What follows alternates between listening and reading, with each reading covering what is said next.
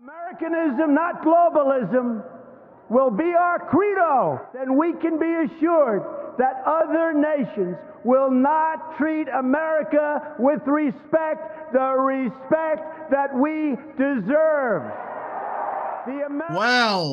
I wasn't expecting to make a video on Alabama again, but we just had some major news out of the state, and I feel nothing but pain right now. My video that I made just a week ago has already aged poorly. God damn it! This hurts. Before we get into what happened in Alabama, I hope you enjoy these type of videos. If you do, smash the like button down below, subscribe, share with your friends, hit the little bell, and yes, oh my god, this hurts. So if you don't know, I made a video like 5 days ago, I think it was, saying that, you know, from what I heard and my gut feeling, Trump wasn't immediately going to drop endorsement for Mo Brooks. Again, Mo Brooks was a Trump-endorsed candidate, one of the best House members in Congress the past couple of years. He's been a Chad in Congress. Well, I thought, okay, if Trump does rescind the endorsement, he's going to do one more rally for Mo Brooks, and if nothing changes, then he would get rid of the endorsement. Well, that was wrong, and, yeah. He rescinded the endorsement of Mo Brooks like 2 hours ago.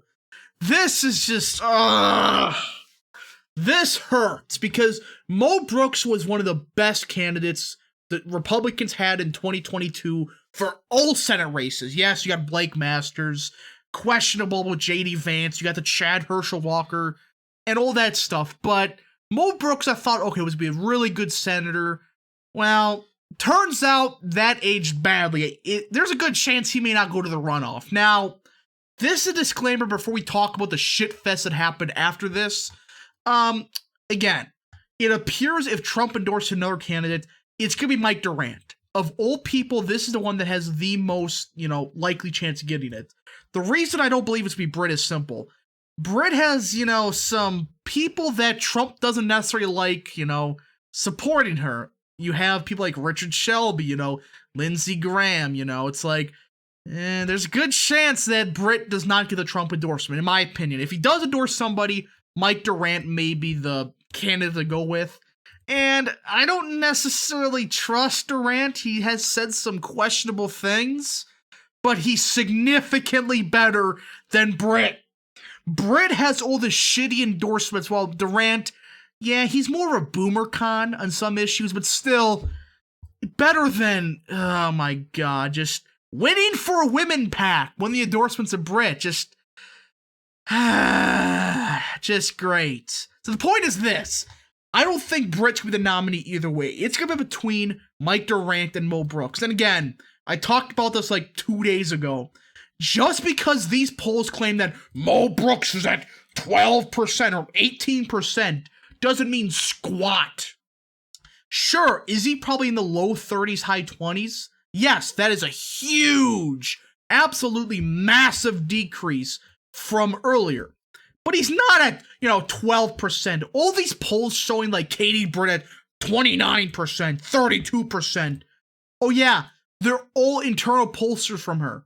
And not good pollsters. They're not like WPA Intelligence that, generally speaking, one of the best pollsters for Republican primaries. It's the shitty pollsters like McLaughlin, one of the worst pollsters Republicans have. He's the reason Trump lost. And there's other reasons, but again, he's a big reason they lost, and he's the internal pollster for her. And they have Mo Brooks at 18%. But even so, no matter how you put it, Mo Brooks has been a shitty campaign this entire time. I mean, look at this. He was in the high 50s, maybe low 50s at times, but he was for sure, no matter what you did, he was the winner. But Mo Brooks sat on his ass and just ran on the Trump endorsement, but didn't even campaign. I don't think he had any campaign ads till like a week ago. Like, what were you doing with that money you had? It just gone. So Mo Brooks has definitely, decreased in the polls, but it's not 11, 12, whatever percent the polls claim. So the point is this. I do believe it's going to be a real race between Mo Brooks and Mike Durant, because Brooks, while, has lost the Trump endorsement, still has some pretty big name power in Georgia supporting him. Again, you had a lot of former chairs of Alabama's Republican Party endorsing him. You still got the Club for Growth stuff, the Senate Conservatives Fund. You still got big names in Alabama supporting him. As for Britt, again, yeah, you got Richard Shelby, but it's like, whoop-de-doo. Like, she's getting carried by crappy polls that have these weird wording where it's like, do you support the great Katie Britt or the neo-Nazi QAnon Mo Brooks? It's like, whatever. But the point is this, no matter what you say, it's Mike Durant versus Mo Brooks. Now, we gotta talk about one more thing before I end this video because I'm just stunned by this. The reason that Trump revoked Mo Brooks' endorsement and the aftermath of this has been a dumpster fire. So Trump released a statement of why he got rid of the endorsement. Some people made it sound like it's purely because of 2020. Yes, that's a part of it, and that's stupid. I think that Trump, again, was 2020, necessarily the cleanest thing? Again, my unfiltered opinion, everybody knows my opinion on the election was, I'm not saying, it was the F word, I'm just saying that it wasn't necessarily the best.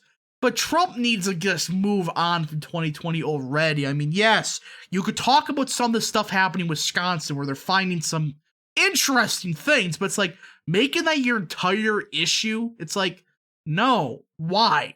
But the biggest reason that Mo Brooks got Trump's endorsement bye-bye is the fact that he had a 44-point lead and he somehow collapsed.